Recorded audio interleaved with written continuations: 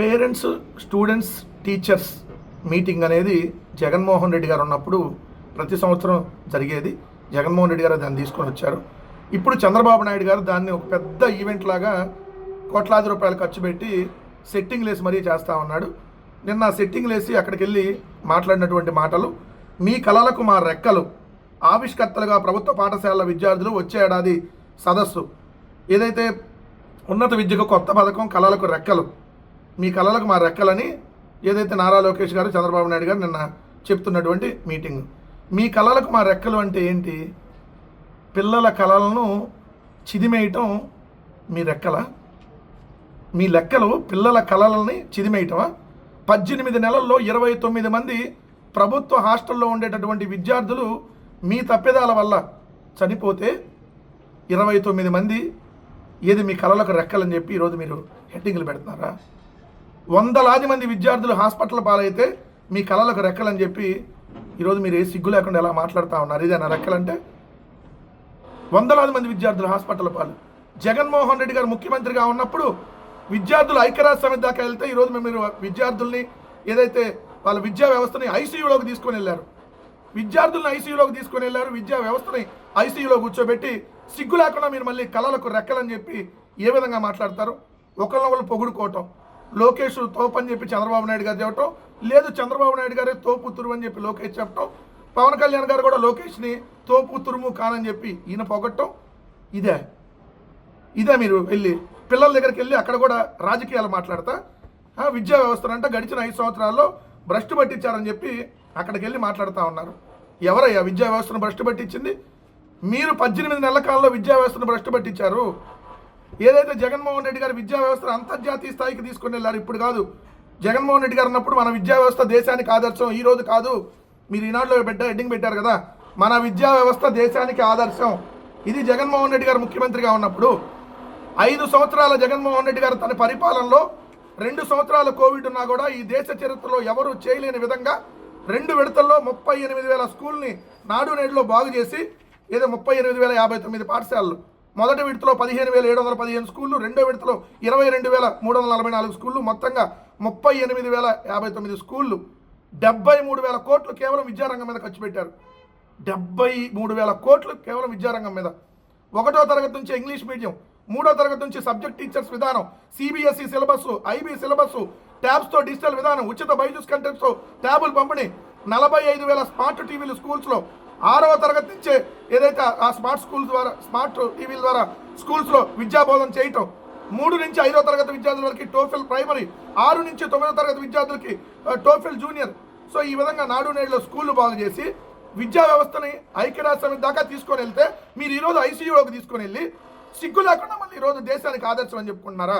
ఏంటయ్యా దేశానికి ఆదర్శం? మీరు వచ్చినటువంటి 18 నెలల కాలంలో విద్యార్థులు, ప్రభుత్వ స్కూల్లో చదివేటటువంటి విద్యార్థులు 5,55,531 మంది తగ్గిపోయారు. 2022-23లో ప్రభుత్వ స్కూల్లో ఉన్నటువంటి విద్యార్థులు 1వ తరగతి నుంచి 8వ తరగతి వరకు చూస్తే 31,71,466 మంది ఉంటే, ఇప్పుడు 2024-25లో ఆ సంఖ్య 26,15,935కి పడిపోయింది. అంటే 5,55,531 మంది విద్యార్థులు ప్రభుత్వ స్కూళ్ళు మానేశారు. ఏది మీరున్నటువంటి 18 నెలల కాలంలో విద్యా వ్యవస్థను భ్రష్టు పట్టించి స్కూల్లో, హాస్టల్లో పిల్లలు చనిపోతూ ఉంటే కళలకు రెక్కలని చెప్పి ఒకరినొకటి పొగుడుకోవటం, అబ్బా కొడుకుల్ని, ఇదే మీరు చేసేది.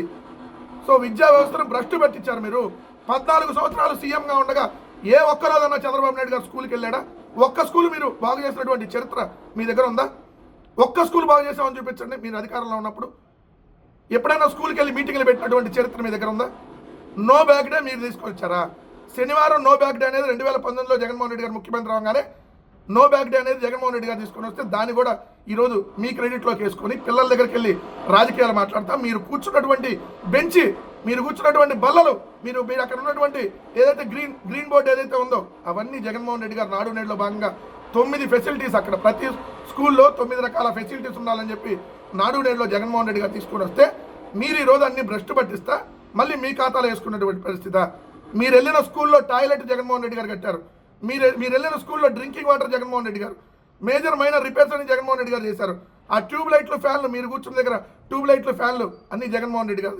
మీరు కూర్చున్నటువంటి బల్లలు దగ్గర మీరు ఏదైతే స్టిక్కర్ అంటే ఇచ్చారు కదా, ఆ స్టిక్కర్ తీసేస్తే నాడు నేడు 2021, నాడు నేడు 2022, నాడు నేడు 2023 ఇలా కనపడుతుంది. అది జగన్మోహన్ రెడ్డి గారు విద్యా వ్యవస్థని ఐక్యరాజ్య సమితి దాకా తీసుకెళ్ళిన దమ్మున్న గొప్ప మనసున్న ముఖ్యమంత్రి. మీరు ఈరోజు స్టిక్కర్లు వేసుకొని సెట్టింగ్లు వేసుకొని ఆ స్కూల్లో కూడా క్లాస్ రూమ్కి వెళ్తే జగన్మోహన్ రెడ్డి గారు కనపడతారని చెప్పి ఆ స్కూల్లో పక్కన సెట్టింగ్ వేశారు. అయినా బల్లలో కూడా అయ్యే వాడుకోవాల్సినటువంటి పరిస్థితి ఏర్పడింది. ఇది ఈరోజు ఆంధ్రప్రదేశ్ రాష్ట్రంలో తండ్రి కొడుకులు వాళ్ళు ఇచ్చేటటువంటి స్టేట్మెంట్లు మాత్రం అసలు అద్దు అదుపు లేకుండా మామూలు స్టేట్మెంట్లు ఇస్తారు. చూడండి ఏమంటారు. అసలు లోకేష్ భువనేశ్వర్ గారు స్టాన్ఫోర్డ్ యూనివర్సిటీ దాకా తీసుకెళ్లారంట. తీసుకెళ్ళిన సత్యం రామలింగరాజు గారు కదా స్టాన్ఫోర్డ్ యూనివర్సిటీకి. గతంలో పిల్లలు బస్తాలతో పుస్తకాలు మోసేవాళ్ళు, ఇప్పుడు శనివారం నో బ్యాగ్ డే అమలు చేస్తున్నాం. క్రెడిట్ చోరీ చేయండి. మీరు ఎన్ని రకాల క్రెడిట్ చోరీ చేస్తారో అన్ని రకాలు చోరీ చేయటమే కదా మీ పని. లోకేష్ అంట ప్రతిష్టాత్మకంగా తీసుకున్నాడంట. ఏది పిల్లల్ని ప్రభుత్వ స్కూల్లోంచి మానిపించేసి నారాయణ స్కూల్లో చదివటానికి ప్రతిష్టాత్మకంగా తీసుకున్నాడా? అందుకని 5,55,000 మంది విద్యార్థులు ఈరోజు ప్రభుత్వ స్కూళ్ళు మానేశారా? సమాధానం చెప్పాలి కదా. ఇదండి పరిస్థితి. క్రెడిట్ చోరీ చేసి అన్నీ వీళ్ళ అకౌంట్లో వేసుకోవడం వీళ్ళకి అలవాటు. తమిళనాడులో ఏదో జరిగిందంట. దానికి ఇక్కడ మన సనాతన డ్రామా ఆర్టిస్టు హిందూ సాంప్రదాయాలను అపహాస్యం చేయడం అలవాటు అయిపోయింది. ఎక్స్లో జనసేన అధినేత పవన్ కళ్యాణ్ పోస్టు హిందూ సాంప్రదాయాలు ఆచారాలని అపహాస్యం చేయడం కొన్ని వర్గాలకు ఆనవాయితీగా మారిందని జనసేన అధినేత ఉప ముఖ్యమంత్రి పవన్ కళ్యాణ్ ఎక్స్లో పోస్ట్ చేశారు.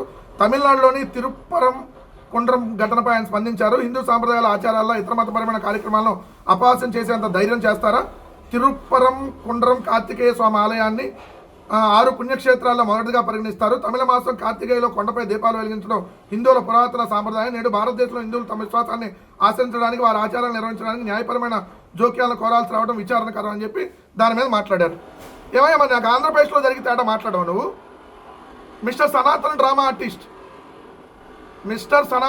ఆర్టిస్ట్ పవన్ కళ్యాణ్ గారు ఇక్కడ ఇది మీరు ఏదైతే శ్రీకాకుళంలో కాశీ బొగ్గలో తొక్కిసలాట జరిగితే ఎందుకు నోరు మెదపలా?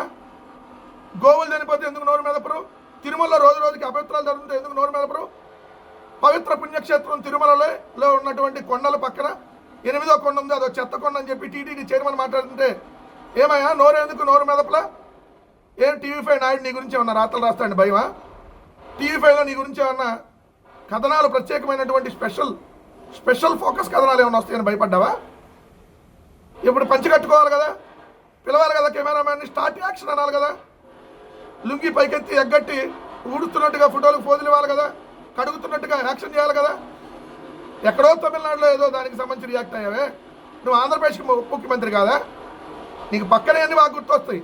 ఇక్కడ మాత్రం నోరు మెదపకుండా నోరు మూసుకొని నోరు ఎత్తకుండా కూర్చుంటావు. హిందూ మతానికి సంబంధించి ఇన్ని అపచారాలు ఇక్కడ జరుగుతూ ఉంటాయి. 40 గుళ్ళు కూల్చినప్పుడు కూడా నువ్వు మాట్లాడలా.